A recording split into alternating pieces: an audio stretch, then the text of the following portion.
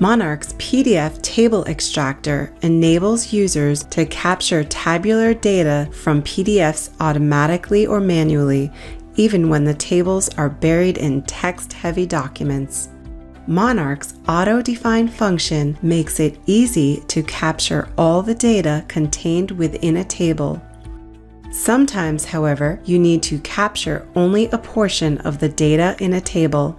Let's see how Monarch makes capturing only part of a table easy using this financial report. In our example, we need to capture only the data contained in the first section of the table. We highlight that first section and click on Create Table from Selection. We now see the data from that section of the table in the preview pane. The Create Table from Selection function is also available from the context menu. Let's capture this last section of the table as well.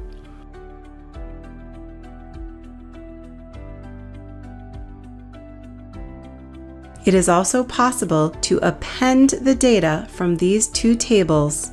We simply select each table and click Append Tables. A third tab now appears in our preview pane, displaying the rows of data from both tables. This is reflected in the table list where we see the two child tables under the appended table.